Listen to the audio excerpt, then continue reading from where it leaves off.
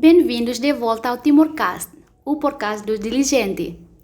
Na semana em que se comemora o Dia Internacional da Mulher, recebemos Simone Tillman, uma mulher que dedicou grande parte da sua vida a ajudar os outros. Enfermeira de profissão, está atualmente reformada, mas continua a dedicar o seu tempo a quem mais precisa da sua ajuda. E agora vai partilhar conosco a história da sua vida enquanto mulher que viveu 3 períodos marcantes da nossa história. Época da colonização portuguesa, a invasão indonésia e a independência. Eu sou Nive Cristóvão e comigo tenho Simone Tillman. Bem-vinda, Simone. Obrigada. Celebra-se esta semana o Dia Internacional da Mulher. Na sua opinião, qual a importância desta data para todas as mulheres e principalmente as mulheres timorenses? Bem, acho que mulheres em todo o mundo, especialmente em Timor, é um bom evento. Um bom evento para a celebração de mulheres de Timor, porque nós, mulheres timorenses, passamos por muitos problemas sociais, desde o tempo colonial, o tempo da ocupação, e continuamos a ultrapassar esses momentos difíceis como mulher, mesmo na época da independência. E neste momento estamos a continuar a lutar. Sim, e neste momento continuamos a lutar para ver se a mulher timorense possa sair desse problema, digamos, possa sair desta clausura que nós diariamente enfrentamos. Exato. Eu gostaria de saber a sua opinião sobre o machismo em Timor-Leste. O machismo em Timor-Leste. O marxismo, Na sua opinião, Timor-Leste é um país machista? E por quê?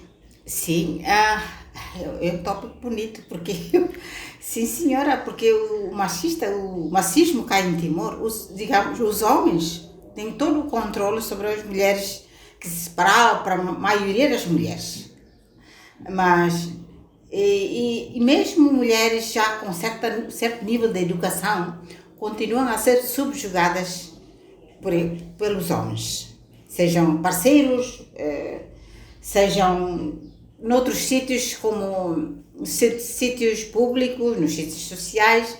A mulher timorense continua a ser, digamos, o segundo nível da civilização ou deste país. Acha que a nossa cultura contribui para essa submissão, digamos? Muito, muito. A nossa cultura dá mais força para as mulheres se tornarem menos livres de expressão, menos livres, não só a sociedade toda em si, e também a religião, digamos, se eu pudesse falar também isto, né? Sim. Porque a religião também, em parte, não é que a religião subjuga ou controla, mas em parte a nossa religião tem essa vantagem de deixar as mulheres sentirmos assim um bocadinho controladas.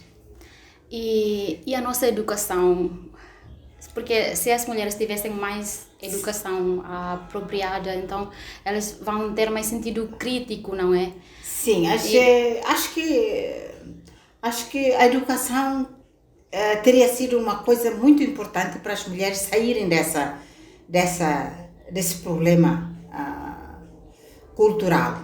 Exato. Não é? Porque nossas mulheres, eu falo mais para as mulheres rurais, as mulheres rurais, mulheres que não têm capacidade de sair, de aprender mais, de estudar mais, e para poderem estar mais ou menos sob o controle da sua vida do dia a dia. E como foi a sua infância e adolescência enquanto mulher? Havia muitas restrições e diferenças relativamente à forma como os rapazes eram tratados? Certamente. Na minha família, digamos, os rapazes tinham mais força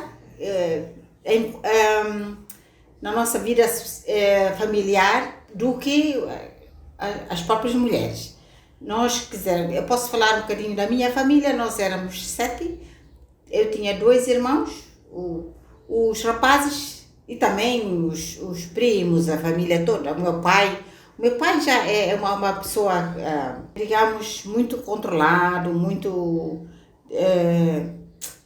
como é que é dizer? O meu pai é uma pessoa... Flexível?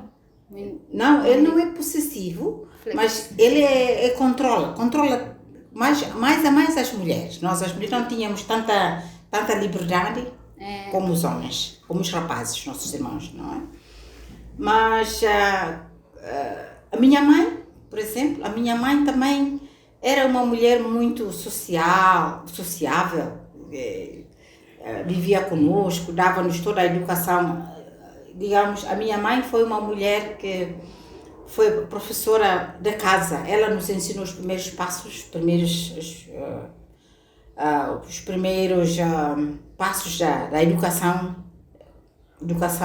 formal, a educação religiosa, em tudo. Até nos primeiros alfabetos, ela nos ensinou. Então, eu tenho muito orgulho, muito respeito por minha mãe, por ela ter esse acesso, um bocado de, não era grande educação, mas suficiente para nos acompanhar. E pronto, e meu pai sempre nos educou, sempre nos queria que nós falássemos bem uma língua. Falamos o português, meu pai sempre nos corrigia. Não é assim que se diz, não se fala assim. E nossa educação foi mais uma educação família, uma educação em casa, e depois começamos a educação infantil e depois seguimos para a educação formal nas escolas primária e depois o resto. E como ele tratou você e os seus irmãos? O meu pai, ou os meus pais? Quer dizer, a minha mãe sempre nos ensinou valores, que eu já falei hoje, digamos, da escola, dos primeiros passos, a educação, a respeitar as pessoas mais velhas e criar-nos neste ambiente, não é? E o meu pai como sempre saía, sempre viajava, nunca estava em casa, sempre. Ela foi a nossa mãe e o nosso pai também. Okay. Porque, pronto, o amor que nós tínhamos, que ela nos deu, o meu pai, que ela nos deu, foi suficiente, mas só que não chegou a estar conosco até o tempo que nós queríamos. Faleceu muito cedo. Então, nós, com a educação que depois o meu pai continuava a sua profissão como pai e mãe ao mesmo tempo para nós. Então, nós recebemos esta educação dos nossos pais e continuamos, e assim, desde aquele tempo, quer dizer, os meus pais eram muito disciplinados. A nós, deu-nos a grande disciplina em tudo, em casa, fora de casa. O nosso pai sempre tomava conta com quem que a gente andava, qual era. Sim, é igual. A minha família também era assim. Pois, mas o meu pai só queria ver com quem que a gente andava, não era? Era só para ver o ambiente, a convivência que nós tínhamos com outras pessoas, e ele corrigia-nos. Chegávamos em casa, se viu alguma coisa ou se ouviu alguma coisa de errado das pessoas falarem, o meu pai voltava em casa, chamava-nos e repreendia-nos. E quando, por exemplo, no meu caso, o meu pai sempre ligou quando eu não cheguei a casa assim antes da hora, 7, 8 Mas horas, não sei se... na vossa altura já é bom porque vocês já têm telefone, não é? Mas ok. no nosso tempo não havia telefonema, não havia telefone, nem telefone da casa, nem telefone público. Nós não tínhamos isso. Mas então tudo era através das pessoas amigas, familiares que davam informações ao meu pai, o passar dos nossos dias, não era? Desde as horas que nós saíamos da casa e até a hora em que regressávamos a casa. E também controlava os seus irmãos homens? Sim, os meus irmãos homens, quer dizer, na minha família não tinha muita diferença, mas o meu pai, não sei como, mas o meu pai também não teve uma educação muito alta, mas convivia muito com outras pessoas, portugueses, australianos, e depois ele sabia que nós, as mulheres, éramos muito desprivilegiadas na família, porque, pronto, mulheres e os homens, e meu pai sempre nos acarinhava. Meu pai sempre nos trazia, nos levava, nos perguntava se o dia todo foi bom, se em casa nós tínhamos brigas com os irmãos ou com os primos. Meu pai sempre perguntava. Mas fazia isso também para os seus irmãos, não é só para vocês? Não, os meus irmãos, ele assim, ele deixava os meus irmãos, deixava-os, que pronto, eram rapazes, deixava-os viver sair com os outros amigos, trazia os amigos para casa para falar. Sim, é porque são homens, vão pois. fazer as suas vidas. As mulheres estão mais bem controladas dentro de casa. Eu, por exemplo, estava na escola das madres, eu sabia cozinhar, eu sabia cozer roupas, eu fazia tudo.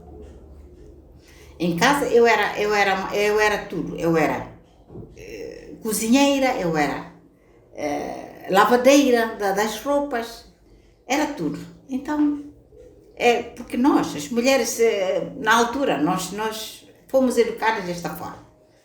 E agora também, não é? Sim, não sei, há muita diferença agora, porque não, eu sei que agora também em certas casas ainda tem isso, mas vejo mais mulheres mais liberadas, raparigas novas andarem de um lado para o outro com telefones, mas mais liberadas do que na nossa época. Comparando com os anos anteriores. Sim. Acha que os períodos da colonização e da invasão foram mais difíceis para as mulheres do que para os homens? Ok. Na época da colonização, nós éramos ainda muito novas, não era? E pronto. E a nossa juventude, na época da colonização, eu já frequentava a enfermagem, não era? E depois... quando o meu pai sempre reforçou para nós termos uma vida profissional. E seja lá como for, vocês têm que estudar e ter uma vida profissional para não estar os pais a sustentarem toda a vida. Então, eu optei não quis mais, queria continuar no liceu, mas depois eu pensei, pronto, era preferível já ter uma vida profissional. Então, inscrevi-me na enfermagem e depois, pronto, eu tornei-me enfermeira na época, só por essa decisão, por essa vida difícil de nós as mulheres não termos. Quando a pessoa já é profissional, já és livre, no nosso sítio, na nossa família. Quando já és profissional ou já dedicas a tua vida profissional a alguma coisa, especialmente como enfermeira, as pessoas olham como uma coisa que outras pessoas respeitam, não é? Então, eu já tinha essa ideia e depois, sendo enfermeira, eu já tenho o meu dinheirinho que eu posso sustentar a minha vida. Já sou mais independente, entende? E depois, liberdade dentro de casa, ou liberdade com os homens e nós tínhamos essa competição. Já tínhamos esta competição. Eu quero viver a minha vida, eu quero ter o meu próprio dinheiro, eu não preciso dos meus irmãos a sustentar, ou meu pai a sustentar. Porque eu sei que a minha mãe seria difícil para ela sustentar-nos todos, não? Éramos 7. Então, eu já tive essa ideia de ter uma vida profissional e sustentar a minha vida, a minha própria vida, sem ter que pedir aos meus pais o dinheiro para pagar isso ou aquilo. Então, mas nessa altura, os meus irmãos na altura só tinha um irmão já. O meu mais novo irmão faleceu. Então, o meu irmão já me via também com um certo respeito, porque eu já tenho uma profissão. Alto aí, cuidado, não me toque. Então, Independente financeiramente. Financeiramente. Em casa já tenho mais voz, já falo mais. Acho que em casa sou mais a pessoa que fala mais. Em casa sou eu. Então, e pronto. E na época da Indonésia, assim, aconteceu a invasão. Uma coisa que vem sei lá, parecia uma coisa de outro mundo, né? Uma invasão assim. Nós nunca conhecíamos militares indonésios, ou pessoas indonésias, era muito. Eu tinha 18 anos, 19 anos na altura. Era muito jovem. Muito jovem. Eu já tinha, até o meu futuro, eu queria sair para continuar os meus estudos lá fora. Guardar um bocado de dinheiro que eu tinha para sair. Mas, olha, não aconteceu porque já viu na altura que há certas pessoas que já tinham essas ideias de sair fora e ter mais educação ou viver uma vida diferente, não é? Mas pronto, as coisas não aconteceram de como planeei, então tivemos que aguentar essa nova cultura introduzida, forçada, e também nós temos que assegurar a nossa própria vida, não cair nas mãos dos militares indonésios. E nós éramos 5, na altura já éramos 4. Uma das minhas irmãs já saiu para estudar lá em Portugal, mas nós éramos 4 irmãs e eu era do meio. Então eu controlava as minhas mais 2 irmãs mais novas para não cair nas mãos dos indonésios, não se apaixonar pelos indonésios. E assim fomos aguentando até nós todos sairmos de Timor. E considera que a sociedade timorense tem evoluído relativamente às questões da desigualdade de gênero? Eu acho que hoje em dia as mulheres estão mais liberadas, as mulheres já têm mais outra ideia. Já vem muita coisa, porque a influência de outras culturas, o internet, tudo isso influencia para que a mulher tenha mais, digamos, as mulheres com certa educação, né? Não, mesmo as mulheres rurais, mesmo as mulheres que vendem as coisas no mercado, elas também já têm uma ideia de como sustentar a vida, embora continuem a ser subjugadas, não é? Pelos homens, porque aqui o machismo, digamos, continua a ser muito forte cá em Timor, mais por causa da cultura, nossa cultura timorense. Que aspecto Timor-Leste precisa melhorar com mais urgência para que as mulheres timorenses não submetem nestas situações? Eu acho que nós, as mulheres, nós temos que dar toda a força para as nossas mulheres timorenses saírem dessa situação. Porque nós temos força, nós temos poder, nós podemos ajudar uma a outra. Não precisamos de muito dinheiro, precisamos só de um certo apoio, digamos, apoio moral, apoio social, apoio intelectual, tudo isso para que a mulher seja liberada completamente desta situação em que nós estamos. E tenho muita confiança que as mulheres, as mulheres timorenses, nós somos mesmo fortes, intelectualmente nós somos muito fortes. Então nós, as mulheres timorenses, um dia vamos revolucionar este país. A mulher timorense tem que estar, uma vez por todas, em controle desta situação toda.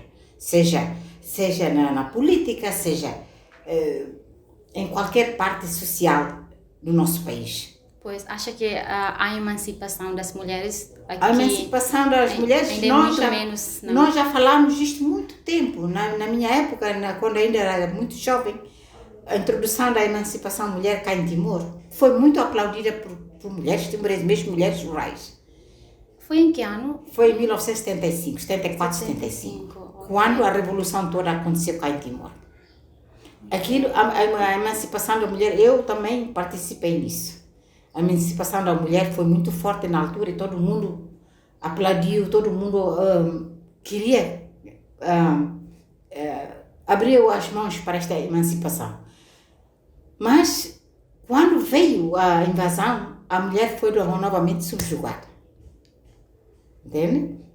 A mulher foi, e depois a cultura indonésia e a religião muçulmana controlava quase todo o país.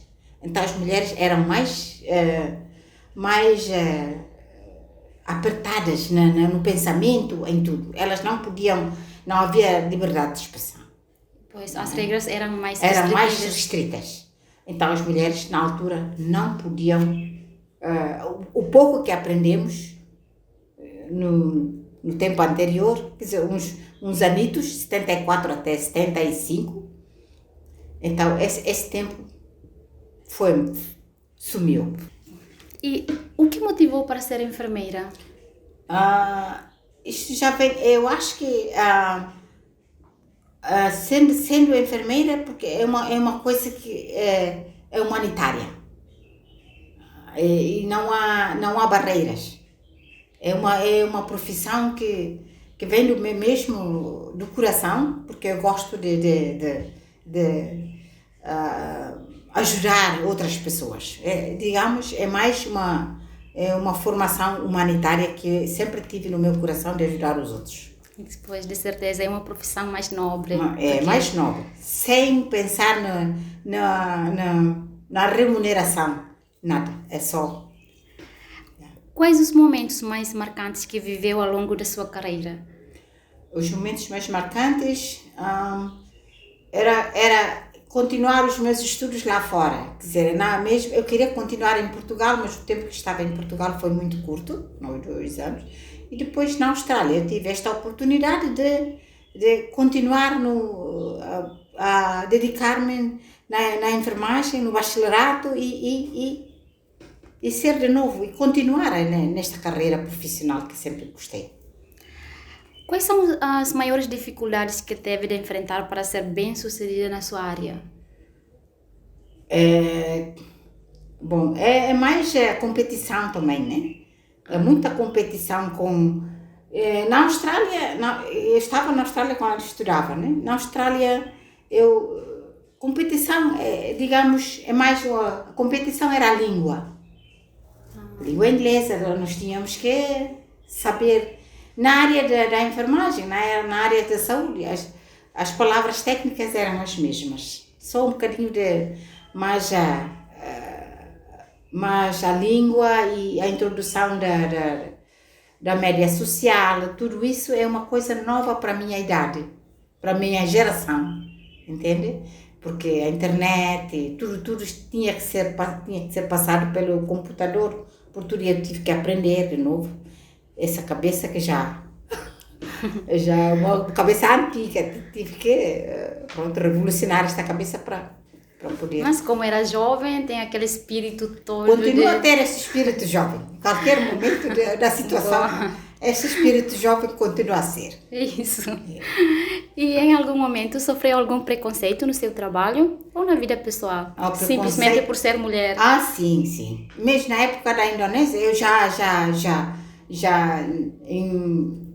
depois da invasão, eu fui, mas eu era muito rebelde. A Indonésia mandou-me, eu enfrentei com o militar indonésio. Então, o meu chefe, ele era pró-indonésio, então, e como eu não quis, nós seguíssemos as regras, conforme as regras deles, não dele. Ele era o nosso chefe, um chefe timorense, mas depois aliou-se à Indonésia e eu, como era muito rebelde, então ele queixou-se, porque a ele eu dizia que não, todo o tempo a ele, então chamou o indonésio, um militar indonésio, que era grande, e pronto, e queixou-me, e eu tive que passar por muitos interrogatórios, e depois, olha, eles mandaram-me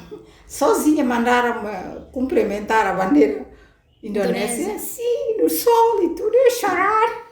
Mas pronto, eu tive que fazer, eu não podia recusar fazer aquilo. Mas depois disso, eu fui diretamente àquele senhor, o meu chefe, disse que isso não era certo. Não era certo porque você sabe muito bem que esta bandeira era uma bandeira forçada aqui em Timor-Leste. Fui obrigada a cumprimentar a bandeira indonésia no sol, lá no hospital. E pronto.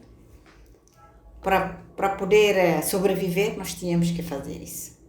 para nos salvar. Salvar a vida. Não temos opções naquela altura. Não tínhamos opções.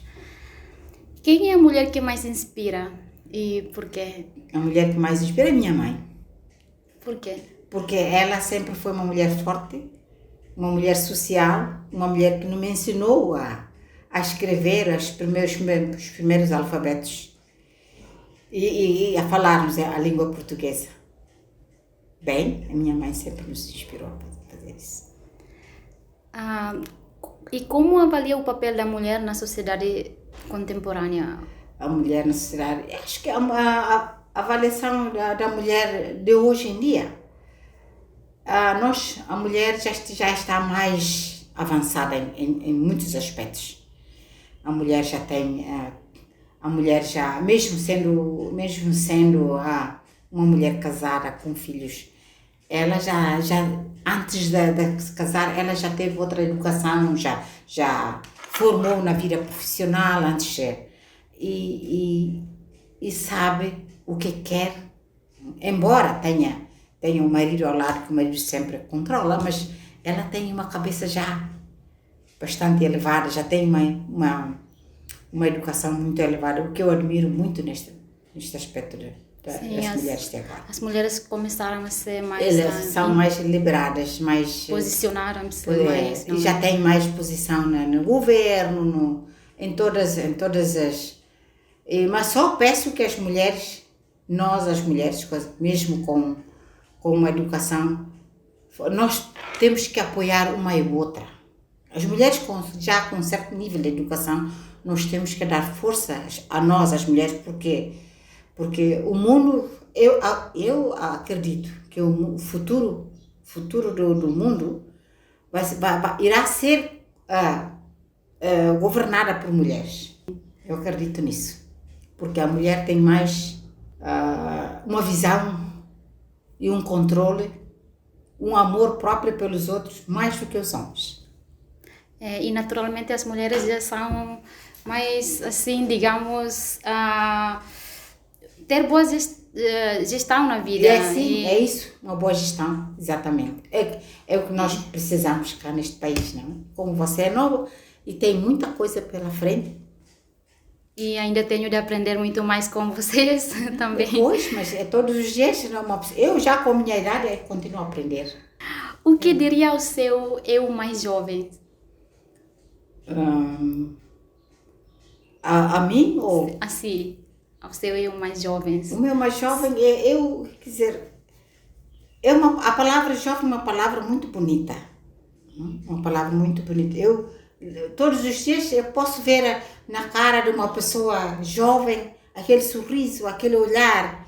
E também eu tenho muita pena de ver também vários jovens com aquele olhar perdido. Entende? Com o olhar perdido. Eu gostaria de eu abraçar, gostaria de eu mostrar a vida. Que tem tanta coisa para ver na vida. Muita coisa para aprender.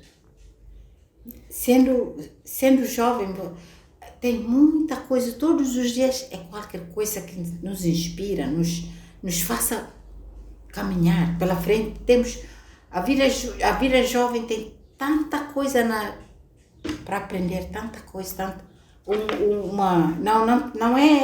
não é uma estrada estreita, é ampla para uma pessoa jovem.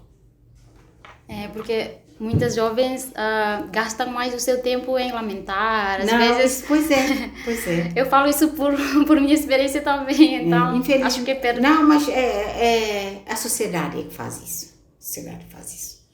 Mas lê muito, eu digo que lendo muito, aprende muito, todos os dias, seja lá, pode ser também no internet também ensina tanta boa coisa, os livros, yeah.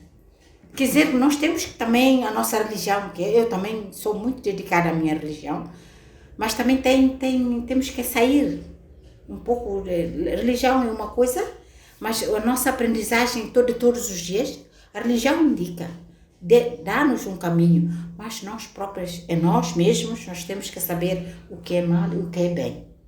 E optamos por o que é bem para as nossas vidas.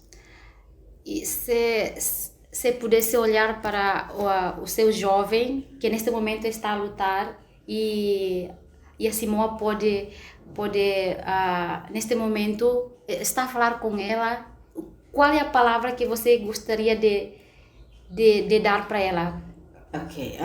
Ela está a lutar pela vida e você tem a oportunidade de falar com ela. O que você... Eu diria, como eu disse, eu diria que o caminho para um jovem é um caminho amplo. Muita coisa que pode fazer. Muita coisa mesmo. É só seguir em frente e lutar. Seguir em frente e lutar por ela. Ok. Em 1975, foi para Portugal com a sua família para fugir da ocupação indonésia. Certo. Depois de Portugal, foi para a Austrália. Está fora de Timor-Leste, fez despertar em si uma consciência para as questões de igualdade de gênero? Sim. A igualdade de gênero, mesmo porque em Portugal, eu só tive 2 anos em Portugal, mas tivemos eu já tive esta experiência com os portugueses na altura, né? Mas digamos, na época da colonização, a vida era completamente diferente. Chegando lá em Portugal, a liberdade, a vida é outra diferente. E na Austrália, a liberdade para a mulher na Austrália é muito forte. A mulher é muito forte na Austrália. E o governo apoia muito para que a mulher seja igual ao homem, não há diferenças. E cá em Timor, voltando a Timor, e estou feliz porque Timor também está, neste momento, Timor também, não só neste momento, como os tempos anteriores, não é? Já lutamos por essa liberdade, de igualdade de mulheres e homens. Esperamos que sigamos isso pela vida à frente. Sim, e agora, que mensagem gostaria de deixar para os homens e as mulheres timorenses nesta semana dedicada às mulheres de todo o mundo? Eu dou parabéns primeiro às mulheres, e de nós sermos mulheres, nós temos uma capacidade muito ampla, muito forte. E sobrenatural. Já somos abençoadas pela natureza por sermos mulheres. Yeah? E para os homens, espero que os homens neste momento, que os homens nos abracem. Nós precisamos de um abraço mesmo, um abraço genuíno do homem para com a mulher e respeitar a mulher, porque a mulher, como eles todo tempo dizem que a mulher é como uma mãe, a mulher é como uma companheira, a mulher é tudo, até porque a mulher é como uma Nossa Senhora e tudo. Eu espero que essas palavras não sejam só palavras de boca para fora, mas é de agarrar nisso, porque nós, as mulheres, nós somos companheiras eternas dos homens. E os homens sem as mulheres não são nada. Os homens têm que ver isso, que as mulheres, nós damos tudo. Damos força, damos apoio, damos filhos, damos amor, damos tudo aos homens. Eles nos deviam agradecer e elevar as mulheres até um certo nível. Belas palavras, Mana Simoa. Obrigada, Mana, por ter partilhado conosco um pouco da sua história. Obrigada, eu.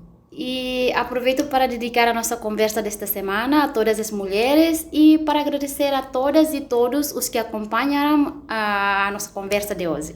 Encontramos-nos no próximo Timorcast, o podcast do Diligente. Muito obrigada, menina Nívia, e obrigada por ter-me deixado participar neste Obrigada, evento bem Mana. grande. Obrigada. Obrigada.